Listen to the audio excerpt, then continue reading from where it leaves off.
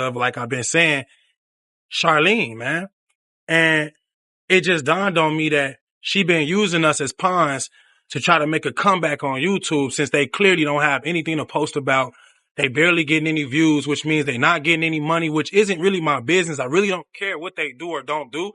And I never really talked about what they had or don't have. I don't really care. That's really for them to do. They're always the ones talking about my finances or what deals I did or made. But that's not really how I move. I mean, we all adults at the end of the day. And if I got a business to run, let me run my business. But that's my business to run.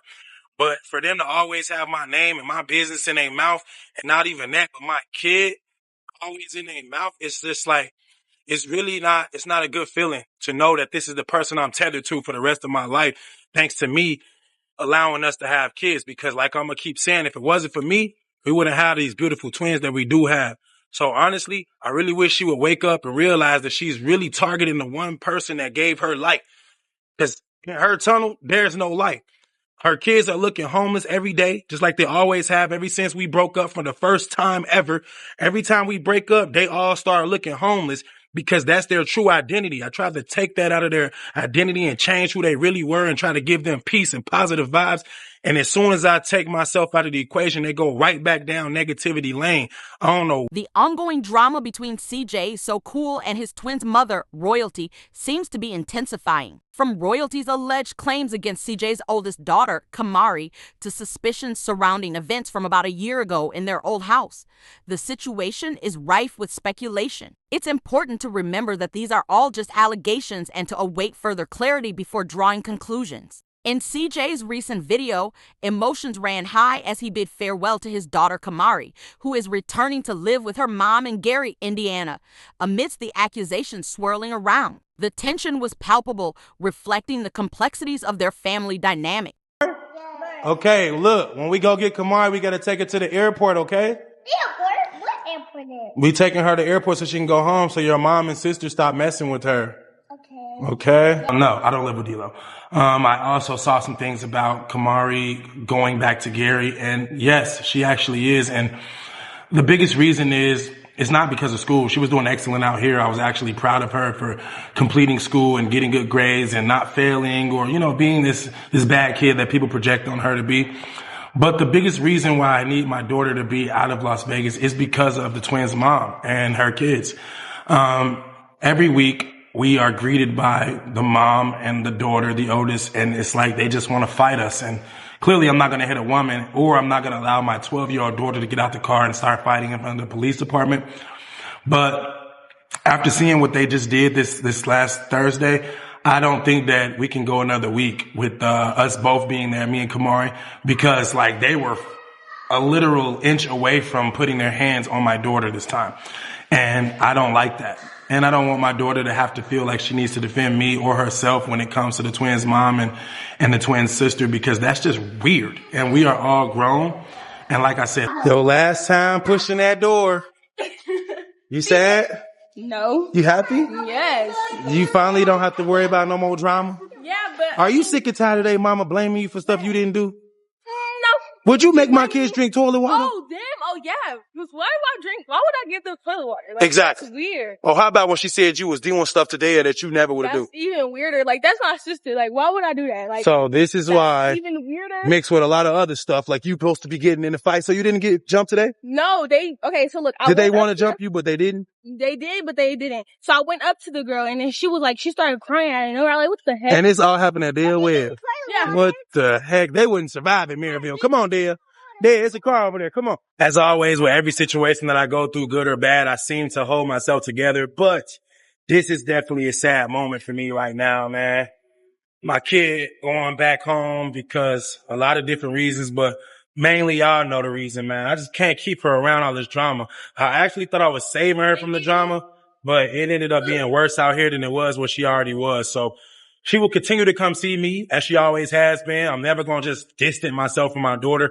She's going to be around me all summer like she always has. And for the most part, whenever she want to come out here, I'm not going to tell her no. None of that could change the fact that she has to go right now because way too much is happening and everything's being blamed on her. And this kid is innocent. I mean, she be doing bad stuff. Don't get me wrong. But she's definitely innocent, man. And I ain't finna let nobody talk about my kid. She been on punishment and they still blaming her for stuff. Like, what can I do, bro?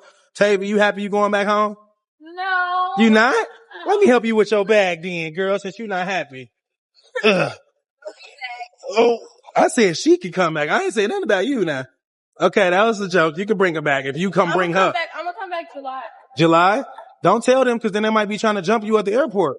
The scene of Camari leaving her dad's place, saying goodbye to her school and her buddies, it's just heart-wrenching. CJ's going to feel her absence big time. But you know, sending her back to live with her mom in Gary, Indiana, it's all about putting Camari's well-being first. Her mental health, her physical health, everything. It's tough realizing that sometimes what's best for a kid means making sacrifices, even if it means being away from one parent or leaving behind what's familiar. And that incident with a 16-year-old wanting to pick a fight with a 12-year-old, yeah, that's a real eye-opener. It just goes to show how complicated family stuff can get. But at the end of the day, every parent's main concern is making sure their kid is safe, secure, and emotionally okay, no matter how tough the decisions or how much it hurts.